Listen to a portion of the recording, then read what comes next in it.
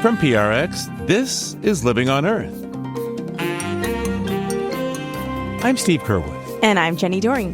The deadly consequences of the U.S. retreat from the global stage. We have poured billions of dollars into ending the historic pandemic of HIV over the years. We were on the cusp of extraordinary progress, and all of that has been threatened and dismantled, which means the billions we've spent will have been wasted. Also, finding common ground in harnessing heat and energy from the Earth. There's a lot of crossover and a lot of interest in geothermal among the Republican Party in that there's a lot of crossover with oil and gas. You're essentially doing the same drilling. It's also 24/7 constant energy, unlike wind or solar. Plus, exploring whether aliens speak physics and lots of other questions about the nature of reality. That and more this week on Living on Earth. Stay tuned. From PRX and the Jennifer and Ted Stanley studios at the University of Massachusetts, Boston, this is Living on Earth. I'm Steve Curwood. And I'm Jenny Doring. As brutal cold has gripped much of the U.S. and increased heating demands, natural gas prices have soared as much as 60%. But the day-to-day cost of geothermal heating is steady as a rock. Geothermal uses pipes and a liquid such as water to tap the Earth's steady temperature of around 55 degrees underground, using heat pumps to extract heat from the rocks for warming and pumping it back underground for cooling. Unlike the political divide over wind and solar renewable energy sources, there is strong bipartisan support for renewable geothermal systems. Proponents include U.S. Secretary of Energy Chris Wright, the former CEO of a company that has invested millions in geothermal energy. Phil McKenna is a journalist with our media partner Inside Climate News who keeps a close eye on geothermal, and he joins me now. Welcome back to Living on Earth, Phil. Thanks for having me.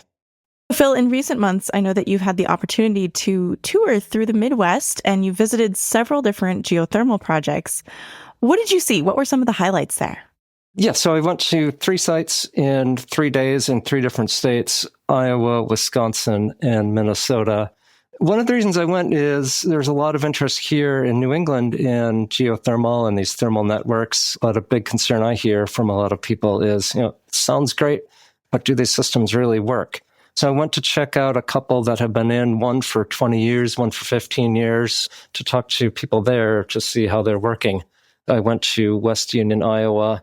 Very small system, town of about 2,500 people, small farm town in northeastern Iowa that uses geothermal to heat and cool about a dozen office buildings in its downtown. And then I went to St. Paul, Minnesota to a mixed-use housing development called The Heights that will use aquifers underground for their heating and cooling. Another one I went to was the corporate campus of Epic Systems, which is one of the largest private tech companies in the country, a medical records company that employs about 12,000 people at their campus. And across these 400 acres, they heat and cool all of their buildings with a very large, likely the largest in the world, geothermal network that they have, I believe, 6,000 boreholes in the ground, which is just orders of magnitude larger than anything that like the utility companies are now looking at as they do their initial pilot projects. Yeah, it sounds like a huge project, and I know it's not the point of the story, but I loved that you wove in a little bit of detail in your writing about the themes of this campus. Some pretty fun building themes. Yeah, the whole theme of the campus is it's these fantasy-themed buildings or sub-campuses within a larger campus. So there's Willy Wonka's chocolate factory, there's the Emerald City of Oz, there's Hogwarts Castle. But to me, what was the most interesting is, what's going on underneath all of this, something that really hadn't gotten a lot of attention and I don't think most people know about, but they've been doing it since 2006. Their buildings use 1/4 the amount of energy for heating and cooling as the average office building, and they trust their system. They've been doing it for a long time, and they know that it's going to work like they expect it to. So I want to ask you more about this plant in Wisconsin at the Epic Systems campus. What actually got this started some 20 years ago? They started 20 years ago, I think, really looking at what is the best way to heat and cool our buildings, what is the most efficient system. And there had been, prior to that, some geothermal heating and cooling, ground source heat pumps. A lot of people have them in their homes, not a lot, but some, and they have for decades. And yeah, just a really efficient way to heat and cool your home. And what they realized early on is that, as you scale up, as you build a larger network, you see increases in efficiency, decreases in costs. Part of that's just the usual economy of scale. As you build something bigger, you get more efficient at building it.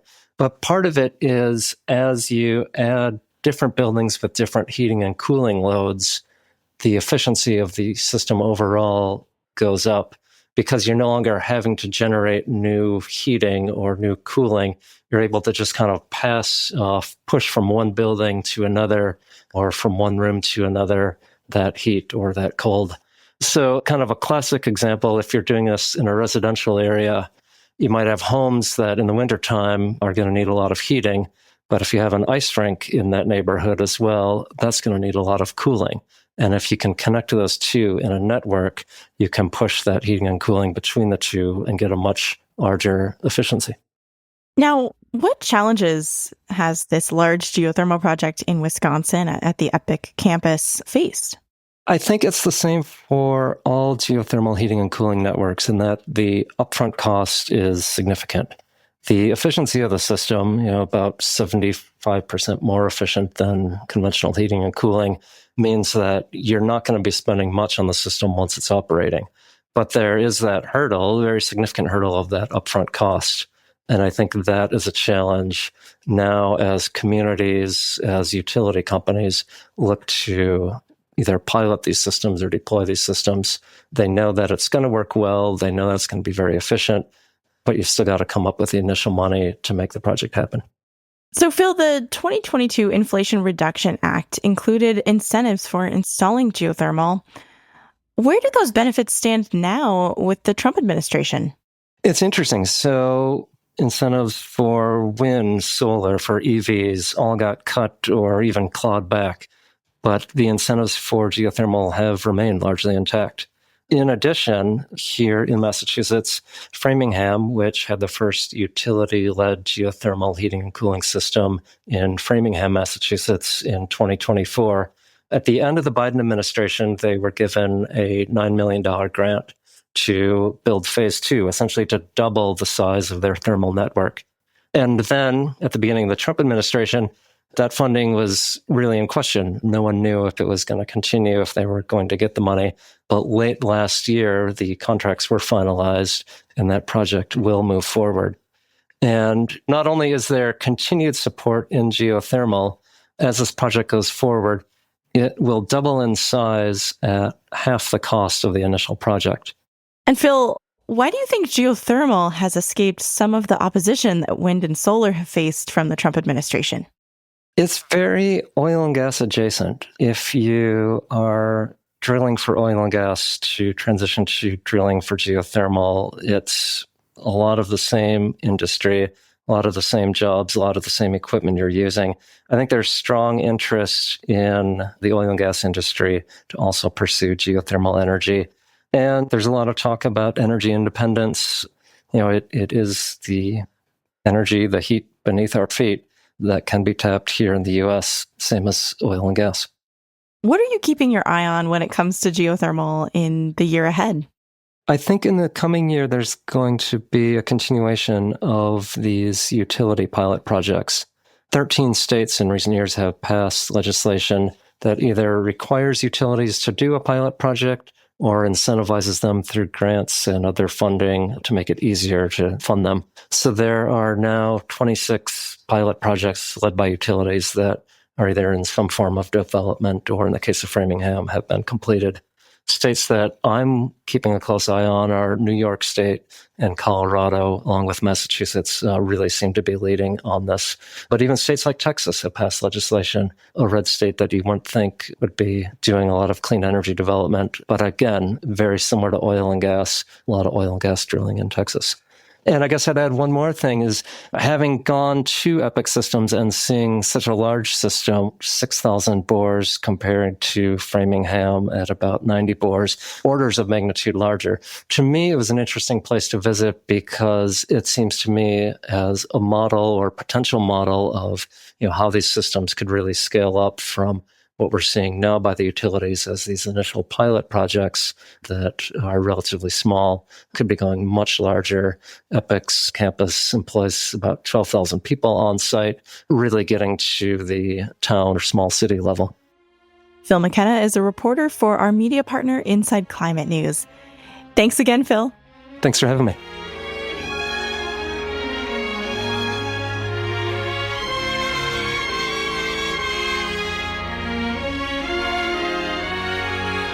Well, now let's go from reporter Phil to Punxsutawney Phil, the famous groundhog of Gobbler's Knob, Pennsylvania, with a weather forecast. On February 2nd, or Groundhog Day, Punxsutawney Phil emerges from hibernation to either a cloudy day where he doesn't see his shadow and predicts an early spring, or a confrontation with his own shadow that sends him back into his burrow to wait out 6 more weeks of winter. Though it can be exceptionally fun to watch a cute rodent open his eyes for the first time in months, when it comes to accurate predictions for an early spring, Groundhog Day may be an antiquated holiday and hilariously repetitive Bill Murray movie at best. In fact, data from the National Oceanic and Atmospheric Administration shows that Punxsutawney Phil is only accurate about 40% of the time, worse than a coin toss. But the nonprofit organization Climate Central finds that in the last 50 years, Punxsutawney Phil has been predicting earlier springs much more often. That's a total of 14 times compared to just 5 times in the nearly 75 years before. And that does trend with reality. A 2020 analysis of hundreds of U.S. cities showed that 93% experienced an early spring in the 6 weeks following the groundhog's prediction. And that's not good news for the natural world. Early spring can mean the springtime green up of buds and bugs happens before migratory birds return to their nesting grounds, so food starts to run short in the breeding season. And early rising temperatures can prompt emerging groundhogs to jump the gun on the mating season, so their little ones might not find enough to eat when they're weaned. And while an extended growing season might sound like good news for farmers, crops that sprout early in our volatile climate are at higher risk of being killed off by late-season frost. No matter what the groundhog is predicting this year, you can find more data-driven forecasts for when spring should arrive in your city thanks to the National Phenology Network. And we'll link to that on the Living on Earth website, loe.org. So hopefully you can plan your gardening endeavors and outdoor adventures with a bit more success than Punxsutawney Phil, without a shadow of a doubt.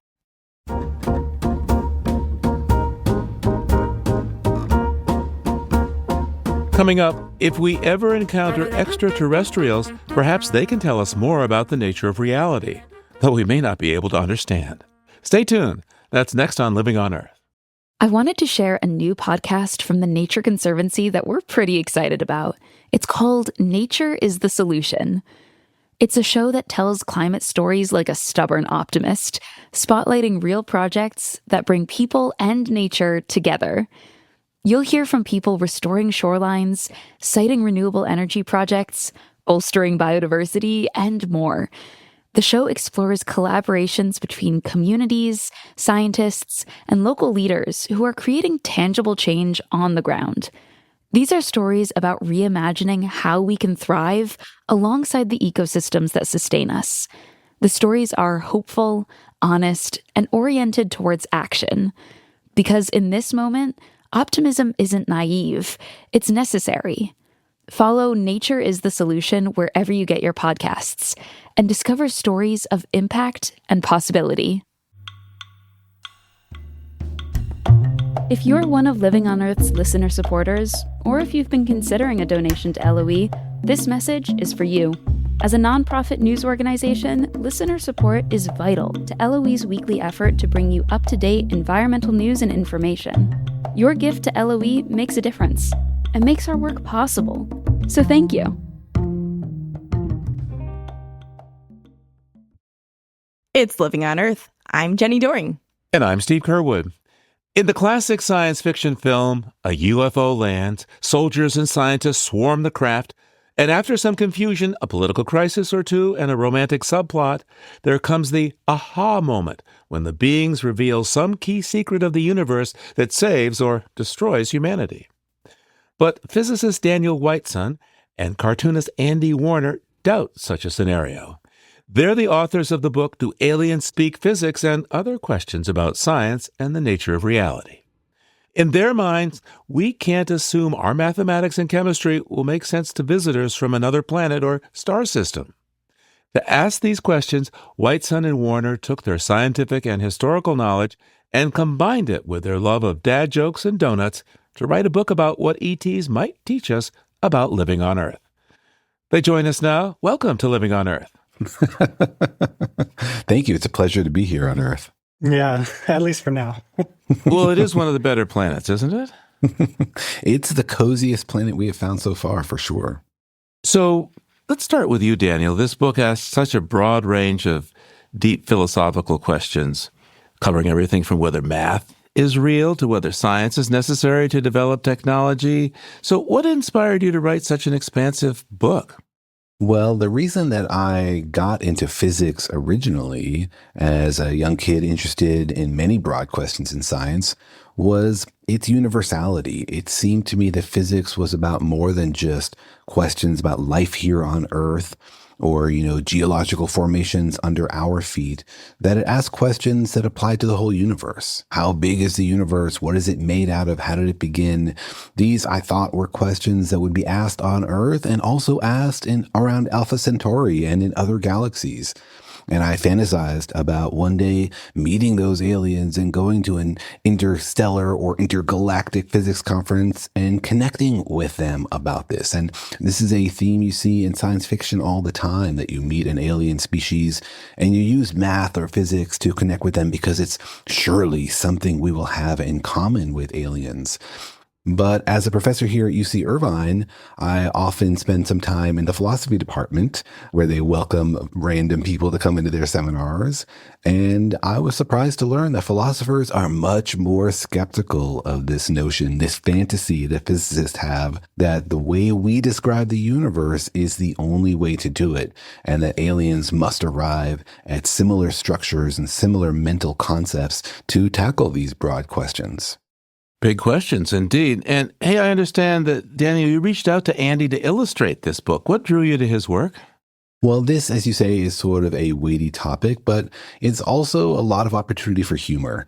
And my strategy when digging into these questions is to balance big ideas, deep concepts with jokes, because your brain needs a break sometimes. And I like an interplay between text on the page and visual elements, if it makes for more of a conversational back and forth. And so I was a fan of Andy's work. I've read his nonfiction comics for a long time. And so I reached out to him and said, hey, you want to write a book about aliens? And I was worried he would think I was a random internet crackpot, but I'm sort of a non-random internet crackpot. So I was very glad that he answered my message. So, Andy, what was your first reaction when you opened Daniel's email? Well, once I figured out that he was not an internet crackpot, it was yes. I mean, imagine getting approached by a physicist to do a book about aliens. It's a dream. My work delves into all sorts of different ideas, different places, and a lot of it is science. I'm the child of scientists. I grew up on marine biology research stations. And so the idea of taking this really weighty topic, like the philosophy of math, the philosophy of science, and then using aliens, and especially using kind of the way that aliens might have evolved in contrast to us. I mean, I was hooked from the first paragraph. A pitch like that is really hard to say no to. And then emailing back and forth with Daniel, it immediately became apparent that not only did he know his stuff, but he's really funny, easy to work with. We just got off to a roaring start pretty much from the get-go, I would say. By the way, there's a theme in your book, donuts. Talk to me about why you bring the donut machine into this discussion. Well, we like to balance deep ideas with silly concepts and jokes. It's actually a lesson I learned in an essay from one of my favorite humor writers, Dave Barry, who said that, look, some words are just funny and you should work them into your writing. Words like weasel or booger. And so we tried to use the word donut as a theme, and it actually is quite helpful. In some cases, for example, we're imagining how one might reverse engineer a donut machine, what's going on inside the machine as a metaphor for trying to understand the universe. We are experiencing the universe. We are trying to reverse engineer its fundamental workings. And we and aliens might come up with different explanations for what's going on behind the scenes in the same way that two engineers given a crazy donut machine might come up with two different ways to imagine its internal blueprints. I have a distinct memory of during the editing process going through and replacing various nouns with the word donut. Now, you assume that we haven't made contact with aliens yet. What if they're here now, but they don't want to say? That's certainly possible. And there's lots of creative theories you could have about various aliens that have found us and don't want to communicate with us, or are already here, or dropped off instructions for building pyramids thousands of years ago, et cetera, et cetera.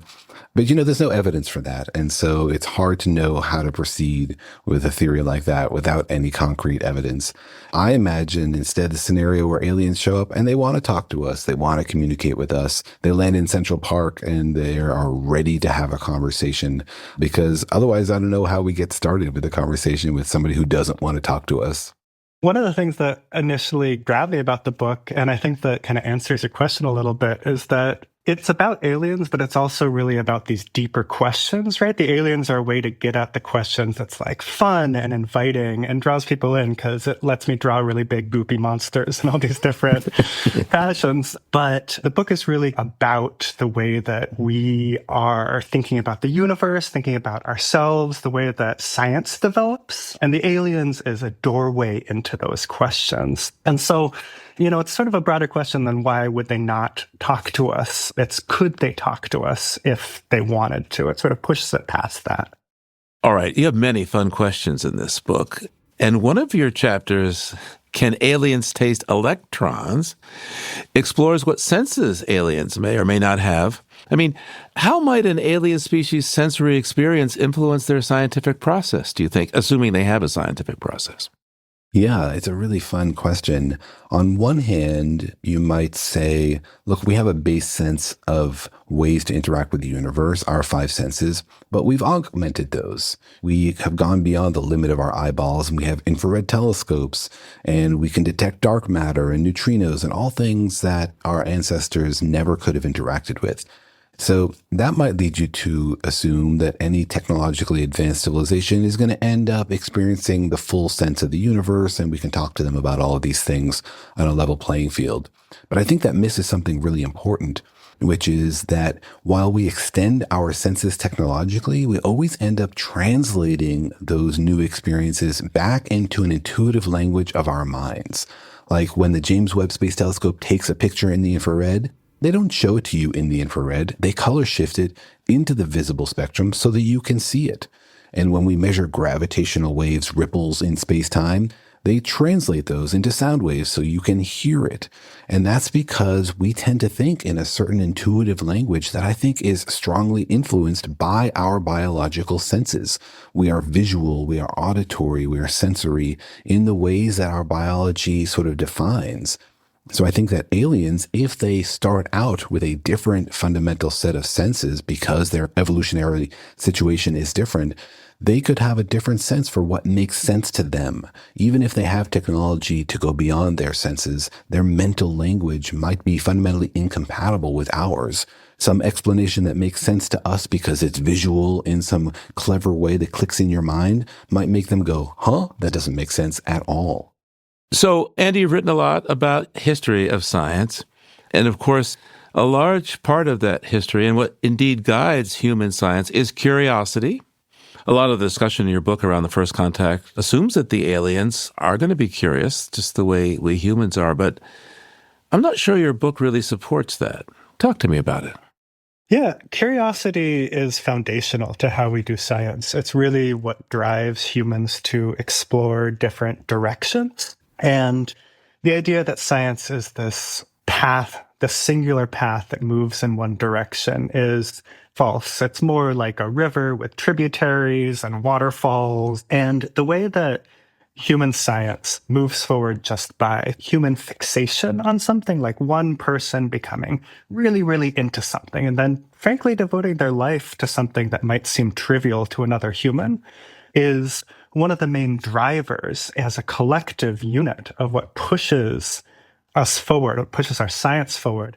And a lot of it comes down to our basic human fascinations. What are humans interested in? Even things like our basic anatomy, the fact that we walk around on two legs and so our neck cranes up, that makes us interested in the stars, right? We were putting together constellation theories long before we even realized anything about what they were about. And so the way that our basic anatomy, the way that our brains work, our hands work, our eyes work, actually governs the way that our science is put together patchwork by patchwork in this big quilt. And you don't even know what's in between one patch and another. Maybe it's a formless void and you can't stitch it. We don't know that yet. But those patches will be different with any other intelligent species. I mean, they would be different for dolphins and dogs. And we evolved alongside them. I mean, frankly, we evolved dogs for us, right? But like a lot of where science takes us is based around us. It's based around our very humanness. And humans are curious. We don't know if other aliens will be curious, or if they are curious, in what way they will be curious. There's one topic you don't really have in your book, but if I had aliens and they were willing to talk to me about things, I might ask, how does consciousness fit into our understanding of existence, this universe? What might they say if they're willing to talk to us about it? Yeah, well, they might start by saying, well, what do you mean by consciousness exactly? That's the way all philosophical conversations end up disagreeing about terms. It's a really hard question. And it's a great example of something we have not been able to tackle. We have no scientific explanation for why you are having an experience right now, why you have a rich internal life. There is no explanation for that. And we don't know how, for example, tiny particles toing and froing at the most basic level somehow work together to emerge to make our universe, and classical physics and our experience of music and all this kind of stuff. We cannot explain that. And some philosophers I talked to said, that maybe we're just going about it the wrong way. Maybe it doesn't emerge from the microscopic to's and fro's in some complicated way we haven't figured out yet. Maybe it follows its own rules, right? Maybe there aren't rules only at the most basic level and then everything bubbles up from that. Maybe every level of the universe, hurricanes and brains and particles, has its own set of rules. That flies in the face of sort of the traditional approach of Western science, reductionist approach to go from the bottom up. But philosophers are much more willing to consider what you might think are crazy ideas. That's not ruled out. It's certainly possible. It's consistent with everything we see out there in the universe. And so consciousness is a great example of a problem that we have not been able to solve. And it may be that the whole approach that we're taking is not one that's going to lead to an answer. So let's say the aliens were here to teach us a bit about things. What might they tell us about things that have us scratching our heads, like time and gravity? Yeah, great question. One of the possible scenarios for aliens arriving is that they are doing science the way that we are, that there is one path through science. Daniel's original dream comes true, where we get to be like educated by super advanced aliens. And that's so exciting because there are so many big questions that are open in our understanding of the universe. How big is the universe? Is it finite or is it infinite? What's inside a black hole? Why does time flow forwards? These are questions that everybody wants to know the answer to because they're really basic questions about the nature of the universe we live in. It's sort of shocking that we don't understand them. We might in 1,000 years figure them out and then look back at this time and think, wow, what was it like to be so ignorant, to live in a time when you didn't know the answer to these fairly basic things about the nature of your own existence. And so it's exciting that aliens could show up and they just know these answers, that we don't have to struggle for 1,000 years and they could just deliver them to us. and we could leap forward into our scientific future. And I'm not arguing against that. I'm all for that, and I want to be on that mission to go talk to the aliens and get up at the chalkboard with them and their tentacles. The book is about tempering our expectations, because it could be that what we learn is not just about super advanced science and quantum gravity and all sorts of stuff about the way time works. It could also be something about ourselves, about the human lens through which we've seen the universe and how that has colored our expectations and our explanations. And that's not supposed to be a downer. That's just another thing we might learn. It might be just as revealing and just as fascinating as learning the secrets of quantum gravity. I want to look at this from a slightly different angle. What do you think is the biggest false assumption that people have made when thinking about first contact with aliens? I think a major theme in alien contact stories is that we get a message from space, not that aliens have arrived, but that we receive a message from them, and that we sit down and puzzle over it and crank through the computers and we decode it and we understand what it means. And if you talk to linguists and philosophers of language, they all think that's probably impossible. Because every time you get a message, every time you communicate, you're taking this step where you have your ideas in your mind and you transform them into symbols, which you can then communicate. And then the person on the receiving end transforms those symbols back into ideas. If it's a language we both understand, that works really well. And if I'm thinking in a way that you might be able to understand, but I write in code, you might be able to figure it out. You might be able to crack that code by thinking through the various possibilities. And when you get it right, you can see my original idea, right? It makes sense to you. But if you are talking to an alien intelligence that's thinking things that might be very, very alien, and using some other way to transcribe those ideas into symbols, the chance that you're going to figure out how to reverse that encoding without their help and recognize when you figured it out seem very, very slim.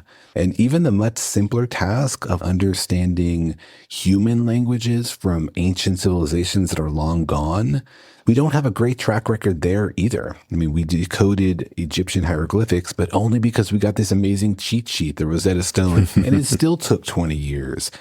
And we never decoded Etruscan or other human languages.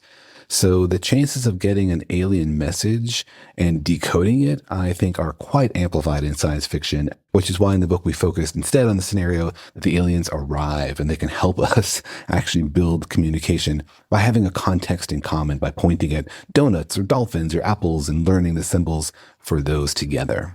Yeah, just to jump on that, one of the things that Daniel does best is to always turn this around and look at it from a human perspective. And so we have tried to send those messages out into space, right? We've done the opposite.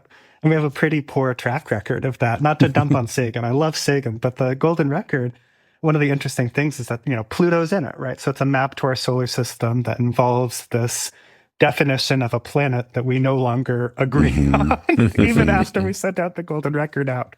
So it's not only is any attempt at communication from a long distance a difficult code, but it's also a snapshot in time, right? And that may radically change by the time it gets any attempt at decoding it. Andy, by the way, you referred to the golden record that was put, I think, on the Voyager spacecraft, yes? Yeah. Actually, on both of them, right? And there were all kinds of interesting recordings from Earth at that time. Remind us of what's in it.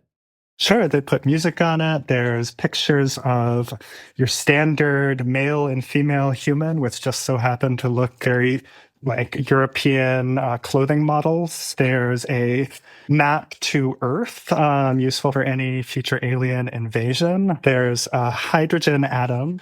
There's what they say is the brain waves that they recorded when they told a woman to think about love, but we can't actually read minds, so we don't know what she was thinking about.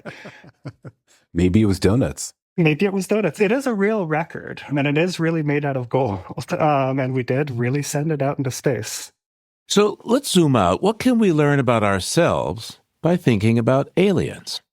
I think that by thinking about aliens, we can start to understand the way our culture or our biology or something about our human nature has affected the way we explain the universe. And even without the aliens coming, I hope that gives us an opportunity to take a second look at those assumptions and wonder, is there another way to do this? Can we break out of our assumptions and think about other ways to explore the universe that might help us understand things that have remained ununderstandable to us? Science shouldn't just be one thread, and isn't one thread, but it should be broad, and we should consider explanations from all various angles because we don't know which one is going to be successful. So we hope by writing this book, we help people crack some of those assumptions and think about the universe from lots of different angles. As Andy says, we should be our own aliens. And then, Andy, what's the benefit of us thinking differently then? What's the dividend that we reap from going through this process? Well, again, it's curiosity. To come back to that foundational thing that makes human science human, that makes humans human, it inspires greater curiosity. It sparks us to push into new places that 2 generations ago would not have been dreamed of. There's all these moments in human history where somebody leaves something in a drawer and it gets exposed to a chemical, or somebody has a conversation and it sparks a little bit of imagination, and the arc of science, as we understand it, changes. And it takes a while for that arc to change. There's a lot of arguments and stuff like that. But a lot of this comes from just moments of human curiosity, and that curiosity comes from thinking in different directions than you would expect to explore the unexpected. That's what we hope for. Daniel Whiteson and Andy Warner are the authors of Do Aliens Speak Physics? And other questions about science and the nature of reality. Thank you both for joining us. Thank you very much for having us on and for the great questions. Thanks, Steve.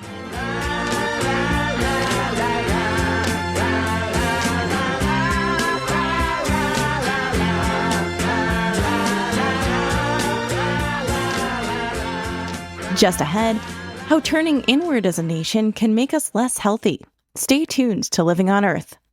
Support for Living on Earth comes from the estate of Rosamund Stone Zander, celebrated painter, environmentalist, and author of The Art of Possibility, who inspired others to see the profound interconnectedness of all living things and to act with courage and creativity on behalf of our planet. Support also comes from Sailors for the Sea and Oceana, helping boaters race clean, sail green, and protect the seas they love. More information at sailorsforthesea.org. Support for Living on Earth comes from the Waverly Street Foundation, working to cultivate a healing planet with community-led programs for better food, healthy farmlands, and smarter building, energy, and businesses. Here at Living on Earth, we work hard each and every week to bring you the most relevant and compelling environmental news. As a nonprofit organization, we count on you to help. Listener support is key to sustaining the environmental news gathering and reporting that you rely on. Please consider doing your part to support Living on Earth. A monthly donation is the very best way to ensure LOE's work continues week after week. To make your pledge of support, go to LOE.org and click Donate. And thank you for helping to keep LOE's nonprofit environmental media going strong. It's Living on Earth. I'm Jenny Doring. And I'm Steve Curwood. From its very first days, the current Trump administration began to drastically remake how the United States interacts with the rest of the world, especially when it comes to health. The United States Agency for International Development, or USAID, was quickly dismantled as it fired or laid off aid workers around the globe and abruptly ended life-saving efforts to fight famine and HIV. And just as the Trump White House has severed ties with global organizations that address the climate emergency and its related health issues, the U.S. has cut off the World Health Organization, a move that critics say could weaken pandemic surveillance efforts. Today, we continue our conversation with Vanessa Carey, who was on the program last time discussing air pollution and climate change. She is a physician who teaches public health at Harvard and co-founder of Seed Global Health, which works in underserved parts of Africa. She is also WHO Special Envoy for Climate Change and Health. Dr. Carey, welcome back to Living on Earth. Thank you so much. I'm really honored to be here with you. I would say that the global health landscape has changed as a result of the Trump administration's actions. Some would say. I think that's an undeniable fact now. So, internationally, we're looking at the ending of foreign aid. Let's talk about that for a moment. It's a year after we shut down. It's not quite a year. We're at 51 weeks. Okay. Who's counting? So what's your assessment after It's approximately a year. No, sorry, I'm teasing because it's been a long year in the global health sphere, and you're 100% right. It's been a year that has been extraordinarily tumultuous, profoundly damaging, but is not without hope or opportunity. Almost a year ago, the U.S. administration decided to pull out from the WHO and essentially cut off U.S. funding for global health. And that meant that almost half of the external health aid to countries in the global south and elsewhere that relied on that aid disappeared. And it was followed by other countries that subsequently cut their aid as well. So it created a bit of a cascade effect. Number one, what it does is it is killing people. There are an estimated 14 million people that are going to die directly from these results. We know that it is going to disrupt and dismantle health system delivery because the U.S. did provide a certain series of services that were critically important. Well, excuse me for just, did I hear you say 14 million people are dying from cutting what USAID used to do in terms of helping health around the world? I just want to be sure that my ears are working. Yeah, the estimation of the trackers and the models were that 14.5 million people would die from this. And we have heard that in our partner countries where Seed Global Health works, is that there has definitely been a lack of services in places where people are coming in and more extremist. People are dying, that there were services completely cut off. We know that rates of HIV are going to go back up, which also means that beyond just the devastation of delivery systems, you're also seeing progress lost. We have poured billions of dollars into ending a historic pandemic of HIV over the years. We were on the cusp of extraordinary progress, and all of that has been threatened and dismantled, which means the billions we've spent will have been wasted. And while we've had to learn a lot of lessons along the way, it is counterintuitive to cut things off at the knees in the way they are. The way this has been done has been profoundly destructive and in lives, in systems, and very disheartening. We're very privileged that the ministries of health, the ministries of finance, and heads of state in the countries where Seed works, which are in sub-Saharan Africa, are very committed, actually, to thinking through how do we take the limited resources we have and build strong, resilient health systems that can stand up for pandemic preparedness, that can manage climate resilience, that can still deliver babies. And we've actually seen through our own work that with smart investment, that meets the requests and the needs of the countries and goes behind country priorities, you actually can be transformative to lives saved. So in Sierra Leone, year and a half of education and training of health workers and really working with the government to advocate for blood in the blood bank, over 60% drop in mortality in the districts where we work. In Malawi, where we have helped support the government's goal for a midwifery-led maternal ward, 0 deaths, 0 maternal deaths in over 2 years. So these are possible with smart investments, but these are the same health workers that can pivot and manage cholera if there's a cholera outbreak, or who are managing hypertension and strokes, and they're on the front line of triage and emergency services. There's smart investments that we can do that are actually leapfrog the ability to close some of these healthcare gaps. I'll take you back for a moment to what happened with USAID and the health impacts of that. What relationship, if any, does the decision to shut down the services that were being offered through USAID for health resonate with what happened in this country a century ago with the eugenics movement? Some say that that movement opposed widespread public health support to accelerate the demise of people of color that weren't wanted, that there's a strong racial component to all of this. I think overall we're living in a time in a world where, unfortunately, the legacy of colonialism and racism remains far too entrenched and far too present. And it's been very painful to me to talk with some of my friends of color, either, who are totally American born or those that are from other parts of this world, and to hear what they're experiencing and living right now. We're seeing old patterns repeated without question. I just taught this year at Harvard, and my first lecture is about the fact that we're reliving old patterns every day in different ways. And so it is complicated. I think we are at a moment, though, again, where we can really reshape our values. I am a big believer in data and bringing the data forward to help debunk some of the old legacies that preserve people's power and to help us find a path forward that moves us to a better place. I want to drill down on a bit of the portfolio that you've encountered at the World Health Organization, and that is, what's the threat to global surveillance as a result of the USA to work with WHO? I mean, what are some of the infectious diseases being monitored? And just to be clear, why should Americans care?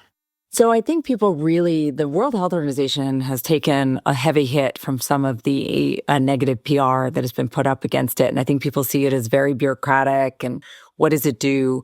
The World Health Organization plays a powerful role in creating norms, providing profound technical assistance, and really helping to provide some of the diplomatic negotiation we need to keep our world safe. And I think when you look at the history of pandemics in the past around SARS or the bird flu and other things, there is a really powerful role that WHO has played to help cross diplomatic barriers. So if you could imagine there was an outbreak of something in Iran, and we're dealing with also part of that outbreak in the US, there's no real formal diplomatic relations between the two countries to negotiate information sharing. What is the genetics of the virus?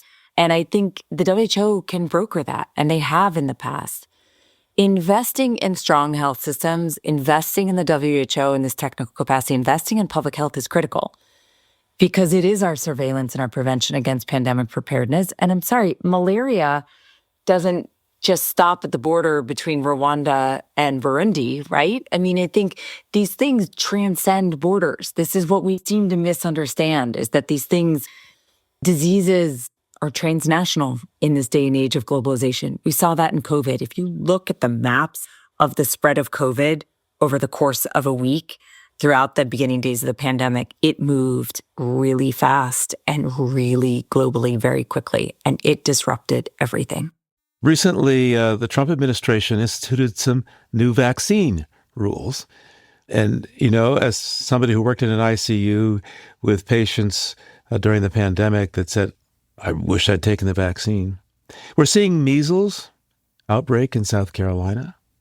What are the implications for public health in the U.S.? How worried should we be? What's the way forward globally given this growth of vaccine skepticism now?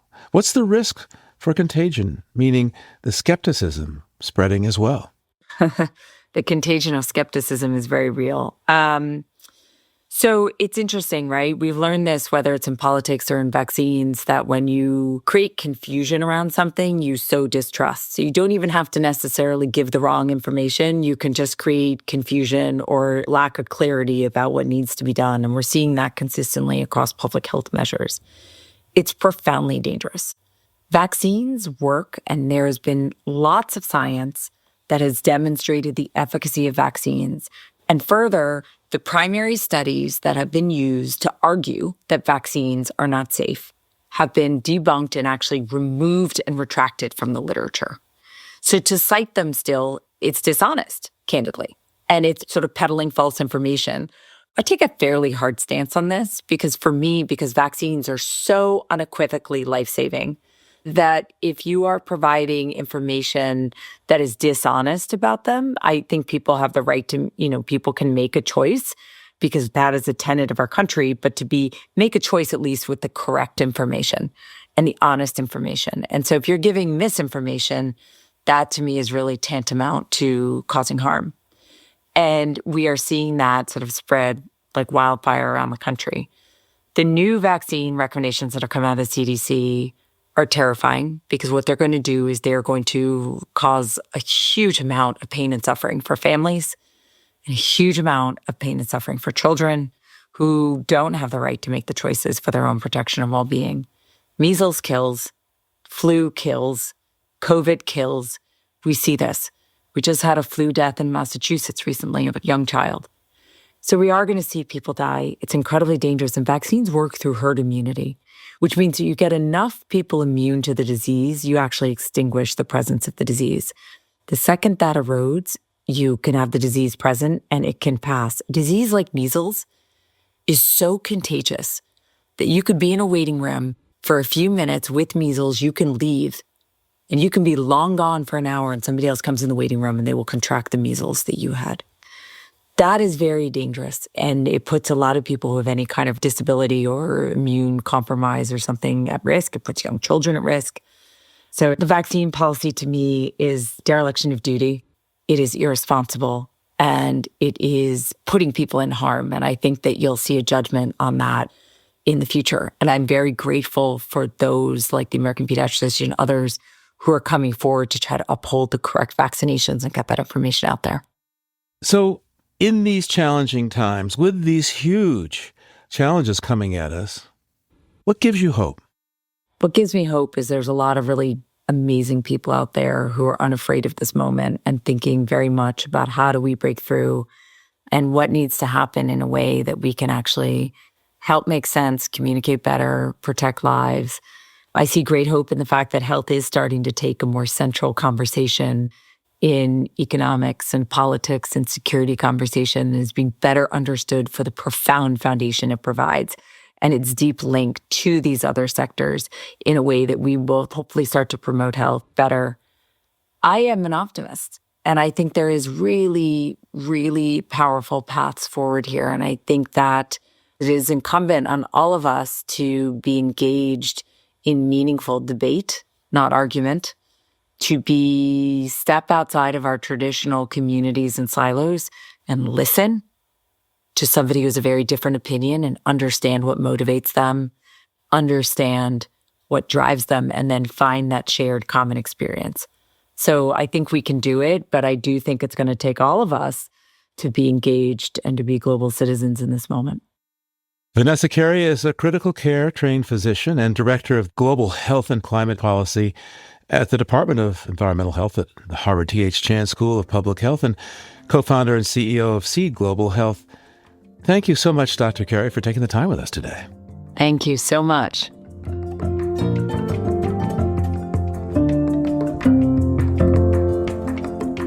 Save the date for our next Living on Earth Book Club event on Thursday, February 26th. Acclaimed nature writer and New York Times bestselling author Terry Tempest Williams will join us on Zoom to discuss her new book, The Glorians, Visitations from the Holy Ordinary, and you can be part of the conversation. In a time of political fragility and climate chaos, the author of Refuge again turns to the natural world for glimmers of hope. From an ant ferrying a coyote willow blossom to its queen, to a black bear cub fleeing a wildfire, Terry Tempest Williams invites us to witness and learn from the fellow inhabitants of our sacred, threatened home. So join us online Thursday, February 26th at 6:30 p.m. Eastern. Check out loe.org/events to learn more and register for this free event. That's loe.org/events.